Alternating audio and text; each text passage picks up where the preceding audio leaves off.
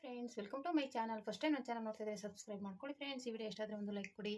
ಇವತ್ತು ಬಂದುಬಿಟ್ಟು ರವೆಲಿ ಏನೇನೋ ಐಟಮ್ಗಳು ಮಾಡ್ತಾನೆ ಇರ್ತೀವಿ. ಅದರಲ್ಲಿ ಇವತ್ತು ಬಂದುಬಿಟ್ಟು ರವೆ ಮಸಾಲೆ ದೋಸೆ ಮಾಡೋಣ ಅಂತ ಅಂದ್ಕೊಂಡಿದ್ದೀನಿ. ನೋಡಿ, ಇದು ಮಾಮೂಲಿ ಉಪ್ಪಿಟ್ಟು ರವೆ. ಒಂದು ಲೋಟ ತೊಗೊಂಡಿದ್ದೀನಿ ನಾನು. ಈ ಲೋಟದಲ್ಲಿ ಅಳತೆ ಮಾಡಿಟ್ಕೊಂಡಿದ್ದೀನಿ. ಒಂದು ಲೋಟ ಬಂದುಬಿಟ್ಟು ಅಕ್ಕಿ ಹಿಟ್ಟು, ಮಾಮೂಲಿ ಅಕ್ಕಿ ಬಿಸ್ಕೊಂಡಿರ್ತೀವಿ ರೊಟ್ಟಿ ಗಿಟ್ಟಿ ಮಾಡೋಕ್ಕೆ, ಅದೇ ಅಕ್ಕಿ ಹಿಟ್ಟು.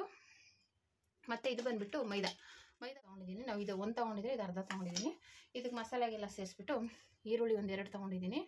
ಮತ್ತು ಇದು ಕೊತ್ತಂಬರಿ ಸೊಪ್ಪು, ಇದು ಸಬ್ಸಿಗೆ ಸೊಪ್ಪು ಮತ್ತು ಮೆಂತ್ಯ ಸೊಪ್ಪು ಸಣ್ಣ ಕಟ್ ಮಾಡಿ ಇಟ್ಕೊಂಡಿದ್ದೀನಿ. ಮತ್ತು ಇದು ಶುಂಠಿನ ತುರಿದಿಟ್ಕೊಂಡಿದ್ದೀನಿ, ಜೀರಿಗೆ.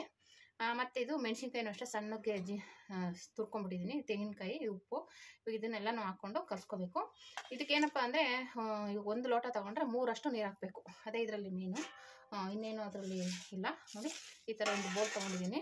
ಇವಾಗ ಇದಕ್ಕೆ 1 ಲೋಟ ರವೆ ಹಾಕ್ಕೊಂಡಿದ್ದೀನಿ, 1 ಲೋಟ ಅಕ್ಕಿ ಹಿಟ್ಟು. ನಾನು ಒಂದು ಅಳತೆಗೆ ಲೋಟದಲ್ಲಿ ತೊಗೊಂಡಿದ್ದೀನಿ. ನೀವು ಕಪ್ಪಲ್ಲಿದ್ದರೆ ಕಪ್ಪಲ್ಲಿ ತೊಗೋಬೋದು. ಇದು ಇದು ಅರ್ಧ ಲೋಟ ಮೈದಾ ತೊಗೊಂಡಿದ್ದೀನಿ. ಈಗ ಇದನ್ನ ಮಿಕ್ಸ್ ಮಾಡೋಣ.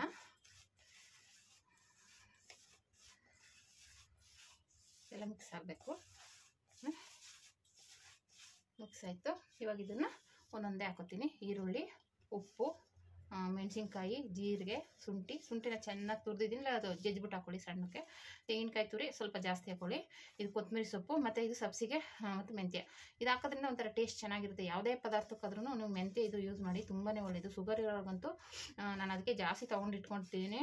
ಪಲ್ಯ ಮಾಡ್ಕೊಡೋಣ, ನಮ್ಮ ಮನೆಯವ್ರಿಗೆ ಶುಗರ್ ಇದೆ, ಹಾಗಾಗಿ ಅವ್ರಿಗೆ ಸ್ವಲ್ಪ ಮೆಂತ್ಯ ಸೊಪ್ಪು, ಸಬ್ಸಿಗೆ ಸೊಪ್ಪು ಜಾಸ್ತಿ ಕೊಡೋಣ ಅಂತ. ಇವಾಗ ಇದನ್ನು ಫಸ್ಟ್ಗೆ ಎಲ್ಲ ಮಿಕ್ಸ್ ಮಾಡ್ಕೊತೀನಿ. ಉಪ್ಪು ಹಾಕಿದ್ದೀನಿ, ನೋಡ್ಕೊಂಡು ಆಮೇಲೆ ಕಲಿಸ್ದಾದ್ಮೇಲೆ ಹಾಕೋಬೇಕು. ಎಷ್ಟು ಬೇಕು ನೋಡಿಕೊಂಡು.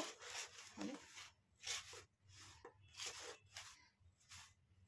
ಇದು ಮಿಕ್ಸ್ ಮಾಡಿಕೊಂಡು ಇವಾಗ ಇದೇ ಲೋಟದಲ್ಲಿ, ಈ ಲೋಟದಲ್ಲಿ ಅಳತೆ ತೊಗೋತೀನಿ. 1 ಲೋಟ ಇದು ಫಸ್ಟು ನೀರು ಹಾಕೋತೀನಿ. ನೀರು ಹಾಕ್ಕೊಂಡು ಮಿಕ್ಸ್ ಮಾಡ್ಕೋಬೇಕು. ಇದು 2 ಲೋಟ ಚೆನ್ನಾಗಿ ಮಿಕ್ಸ್ ಮಾಡಿ ಉಪ್ಪು ನೋಡ್ಕೋಬೇಕು. ಖಾರ ಎಲ್ಲ ಸರಿ, ಖಾರ ಎಲ್ಲ ಹಾಕ್ಕೊಂಡಿದ್ದೀವಿ. ಉಪ್ಪು ಕಮ್ಮಿ ಇದ್ದರೆ ಉಪ್ಪು ಹಾಕ್ಕೋಬೋದು.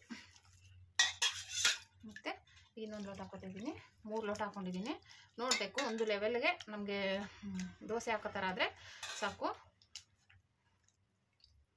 ಚೆನ್ನಾಗಿ ಮಿಕ್ಸ್ ಆಗಲಿ ಅಂತ ನಾನು ಕೈಯಲ್ಲೇ ಗಂಟಾಗಬಾರ್ದು ರವೆ ಅಂದ್ಬಿಟ್ಟು ಕೈಯಲ್ಲಿ ಮಾಡಿ ಒಳಗೆಲ್ಲ ಒಂದೊಂದು ಗಂಟಾಗ್ಬಿಡುತ್ತೆ. ಈ ಥರ ಅದಾಗಬಾರ್ದು ಅಂತ ನಾನು ಕೈಯಲ್ಲೇ ಮಿಕ್ಸ್ ಮಾಡ್ತಾಯಿದ್ದೀನಿ. ಇಲ್ಲ ಸ್ಪೂನಲ್ಲಿ ಮಿಕ್ಸ್ ಮಾಡ್ಬೋದು.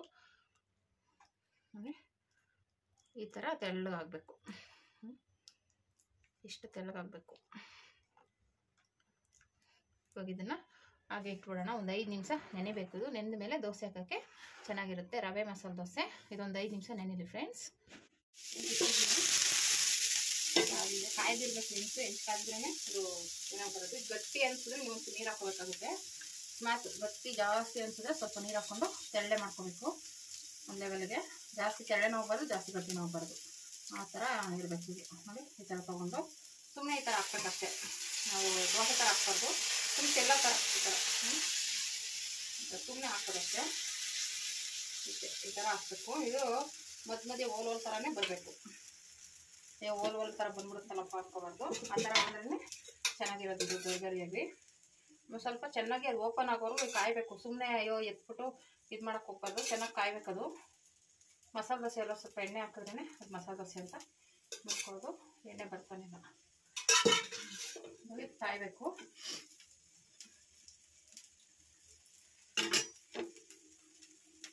ಈ ರೀತಿ ಇದು ಒಂಥರ ಟೇಸ್ಟ್ ಚೆನ್ನಾಗಿರುತ್ತೆ ಫ್ರೆಂಡ್ಸ್. ಒಂಥರ ತರಕಾರಿ ಎಲ್ಲ ಹಾಕಿದ್ದೀವಲ್ಲ, ಸೊಪ್ಪೆಲ್ಲನೂ ಒಂಥರ ಚೆನ್ನಾಗಿರುತ್ತೆ. ಮಕ್ಕಳಿಗೆಲ್ಲ ಇಷ್ಟ ಆಗುತ್ತೆ. ಚೆನ್ನಾಗಿ ಮಾಡ್ಕೊಳ್ಳಿ. ದಿನ ಒಂದೇ ಥರ ವೆರೈಟಿ. ಇವಾಗ ಉಪ್ಪಿಟ್ಟು ಅದೇ ರೀತಿನೇ ಬದಲು ಅದೇ ರವೆಯಲ್ಲಿ ಈ ಥರ ಒಂದು ದೋಸೆ ಮಾಡ್ಕೊಂಡ್ರೆ ಚೆನ್ನಾಗಿರುತ್ತೆ. ಆಮೇಲೆ ಅಕ್ಕಿ ಹಿಟ್ಟು ಹಾಕಿರ್ತೀವಿ, ಸೊಪ್ಪೆಲ್ಲ ಹಾಕಿದ್ದೀವಿ. ಬೇಕಾದ್ರೆ ಕ್ಯಾರೆಟ್ ತುರಿನೂ ಹಾಕೋಬೋದು. ಕ್ಯಾರೆಟ್ ತುರಿ ಬೀಟ್ರೋಟ್ ಆದರೆ ಕಲರ್ ಬಂದ್ಬಿಡುತ್ತೆ. ಕ್ಯಾರೆಟ್ ಹಾಕೋಬೋದು. ಇಲ್ಲ ಕಲರ್ ಬಂದು ಪರವಾಗಿಲ್ಲ, ಅದೊಂದು ಕಲರ್ ಆಗುತ್ತೆ ಅನ್ನೋದಾದರೆ ಬೀಟ್ರೋಟ್ ಹಾಕೋಬೋದು. ಅದೊಂದು ತುಂಬಾ ಚೆನ್ನಾಗಿರುತ್ತೆ. ಮೂಲಂಗಿನೂ ಹಾಕೋಬೋದು. ಆದರೆ ಮೂಲಂಗಿ ಸ್ವಲ್ಪ ಖಾರ ಇರುತ್ತೆ. ಯಾವಾಗಲೂ ಮೆಣಸಿನ್ಕಾಯಿ ಹಾಕೋಬಾರ್ದು. ಮೂಲಂಗಿ ಹಾಕ್ಕೊಂಡ್ರೆ ಅದು ಒಂಥರ ಚೆನ್ನಾಗಿರುತ್ತೆ. ಅದೊಂಥರ ರೊಟ್ಟಿ ಆಗುತ್ತೆ. ಹಾಗೆ ನಾವು ಯಾವುದು ಜಾಸ್ತಿ ಹಾಕ್ತೀವಿ ಅದೇ ರೊಟ್ಟಿ ಚೆನ್ನಾಗಿರೋದು. ಈ ರೀತಿ ಮಾಡ್ಕೊಳ್ಳಿ. ರವೆಯಿಂದ ಏನೇನೋ ಐಟಮ್ ಮಾಡ್ತೀವಿ. ಇದು ಒಂದು ಚೆನ್ನಾಗಿರುತ್ತೆ ಐಟಮ್, ರವೆ ಮಸಾಲೆ ದೋಸೆ. ಕಾಣ್ತಾ ಇದೆ.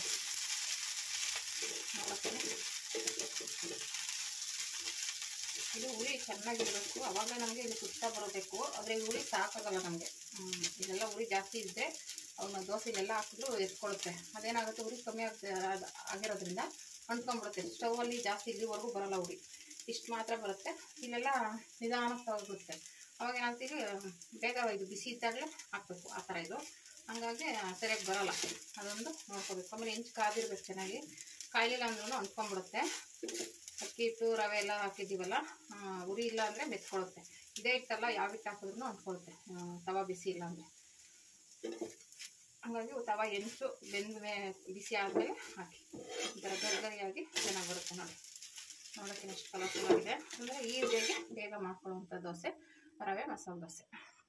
ಇನ್ನೊಂದು ಹಾಕ್ತೀನಿ.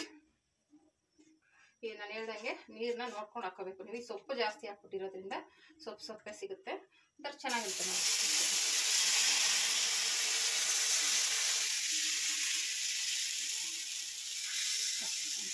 ಸೊಪ್ಪು ತಿಕ್ಕನೆ ಇಟ್ಕೊಂಡ್ಬಿಡ್ತೈತೆ. ಸೊಪ್ಪಿಲ್ಲ ಅಂದರೆ ಇನ್ನೂ ಚೆನ್ನಾಗಿ ಇನ್ನೂ ಚುಟ್ಟಿಯಾಗಿ ಬರುತ್ತೆ ಇಟ್ಟು. ಸ್ವಲ್ಪ ಎಣ್ಣೆ ಹಾಕಿದ್ರೆ ಅದು ಮಸಾಲೆ ದೋಸೆ ಅಂತ ಅನ್ನಿಸ್ಕೊಳ್ಳುತ್ತೆ ಅಂತ ಅಷ್ಟೇ. ಇಲ್ಲಾಂದರೆ ಆಮೇಲೆ ತೆಗಿಯೋಕ್ಕೂ ಆಗ್ಬೇಕಲ್ವಾ, ಎಣ್ಣೆ ಹಾಕಿದ್ರೆ ಸ್ವಲ್ಪ ನೀಟಾಗಿ ಬರುತ್ತೆ ಅಂತ ಅಷ್ಟೇ. ಇನ್ನೂ ಚೆನ್ನಾಗಿದೆ. ಇದನ್ನು ತೆಗಿಸ್ತಾಗಲೂ ಈ ಥರ ಬರುತ್ತೆ. ಇದಕ್ಕೆ ಮಸಾಲೆ ದೋಸೆ ಅಂದರೆ ಕೆಂಪು ಚಟ್ನಿ ಪಲ್ಯ ಇರಬೇಕು. ಆದರೆ ನಾನು ಪಲ್ಯ ಮಾತ್ರ ಹಾಕ್ತಾಯಿದ್ದೀನಿ, ಕೆಂಪು ಚಟ್ನಿ ಖಾಲಿಯಾಗಿದೆ. ಹಾಗಾಗಿ ಈ ಥರ ಒಂದು ಪಲ್ಯ ಹಾಕ್ಕೊಂಡ್ರೆ ಸಾಕಾಗುತ್ತೆ. ಪಲ್ಯಕ್ಕೆ ಅರಿಶಿನ ಹಾಕಿಲ್ಲ, ಹಾಗಾಗಿ ವೈಟ್ಗೆ ಕಾಣಿಸ್ತಾ ಇದೆ. ರವೆ ಮಸಾಲೆ ದೋಸೆ ರೆಡಿ. ತುಂಬಾ ಚೆನ್ನಾಗಿರುತ್ತೆ. ಟ್ರೈ ಮಾಡಿ ಫ್ರೆಂಡ್ಸ್, ಹೇಗೆ ಬಂತು ಅಂತ ಕಮೆಂಟ್ ಮಾಡಿ. ನೋಡಿ ಫ್ರೆಂಡ್ಸ್, ಈ ಥರ ಪಲ್ಯ ಎಲ್ಲ ಹಾಕಿ ರೆಡಿಯಾಗಿದೆ ರವೆ ಮಸಾಲೆ ದೋಸೆ.